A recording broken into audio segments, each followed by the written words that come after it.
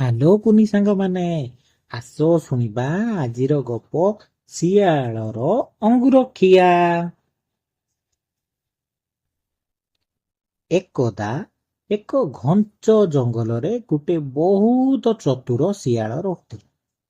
ଦିନେ ଖରା ଋତୁର ପ୍ରଖର ଖରାରେ ସେ ବହୁତ କ୍ଳାନ୍ତ ହୋଇ ପଡିଥିଲା ଏବଂ ତାକୁ ଭୀଷଣ ଭୋକ ମଧ୍ୟ ଲାଗୁଥିଲା। ସେ ଖାଦ୍ୟ ଖୋଜିବା ପାଇଁ ଜଙ୍ଗଲର ଏ କୋଣରୁ ସେ କୋଣ ପର୍ଯ୍ୟନ୍ତ ବୁଲିଲା, କିନ୍ତୁ କେଉଁଠି ହେଲେ ବି ତାକୁ ଖାଇବାକୁ କିଛି ମିଳିଲା ନାହିଁ। ତାର ପାଟି ଶୁଖି ହୋଇଯାଉଥିଲା ଏବଂ ଭୋକରେ ମଧ୍ୟ ତା ପେଟ ଜଳୁଥିଲା। ବୁଲୁ ବୁଲୁ ସେ ଜଙ୍ଗଲ ପାଖରେ ଥିବା ଏକ ବଡ଼ ଚାଷ ଜମିରେ ଯାଇ ପହଞ୍ଚିଲା। ସେଠାରେ ଏକ ବଡ଼ ଅଙ୍ଗୁର ବଗିଚା ଥିଲା।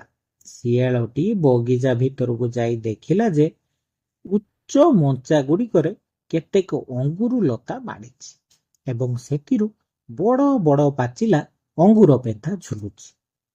ସୂର୍ଯ୍ୟ କିରଣରେ ଅଙ୍ଗୁର ଗୁଡ଼ିକ ଚିକ୍କଣ ଦେଖାଯାଉଥିଲେ ଏବଂ ସେଥିରୁ ଏକ ମିଠା ବାସ୍ନା ଆସୁଥିଲା। ସେଗୁଡ଼ିକୁ ଦେଖି ଶିଆଳ ମାନେ ମନେ ମନେ ଖୁସି ହୋଇଯାଇଥିଲା।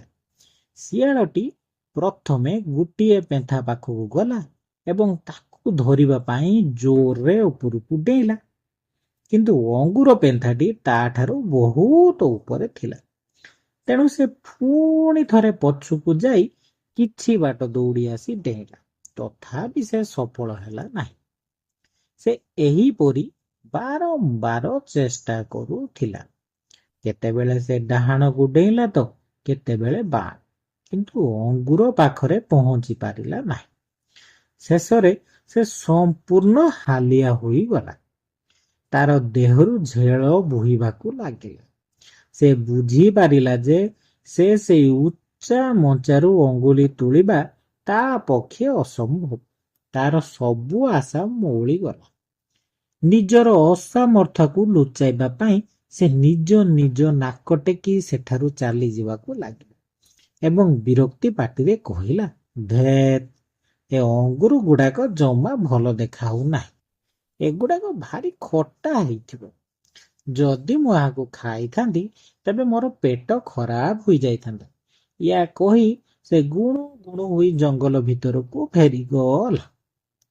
ଏହି ଗଳ୍ପରୁ ଶିକ୍ଷା ମିଳିଲା କି ଅନେକ ଲୋକ ନିଜର ଅକ୍ଷମତା ବା ଅସଫଳତାକୁ ସ୍ୱୀକାର କରିବା ବଦଳରେ ସେହି ଜିନିଷକୁ ହିଁ ଖରାପ କହି ନିଜକୁ ସାନ୍ତ୍ୱନା ଦେବାକୁ ଚେଷ୍ଟା କରନ୍ତି। ମୂର୍ଖମାନେ ସହଜରେ ପାଉନଥିବା ଜିନିଷକୁ ଘୃଣା କରନ୍ତି। ତେଣୁ ସବୁବେଳେ ଜୀବନରେ ପରିଶ୍ରମ କରିବାର ଆବଶ୍ୟକତା ରହିଛି। ଠିକ୍ କହିଲି ନା ସାଙ୍ଗମାନେ? ଆପଣ ଆମ ଚ୍ୟାନେଲକୁ ନିଶ୍ଚୟ ଲାଇକ୍, ସେୟାର ଆଉ ସବସ୍କ୍ରାଇବ କରିବେ। ଆଉ ବିନା ମୋବାଇଲ ଦେଖି ଗପ ଶୁଣିବା ପାଇଁ ହେଲେ ଆମ ଚ୍ୟାନେଲକୁ ନିଶ୍ଚୟ ଆସିବେ।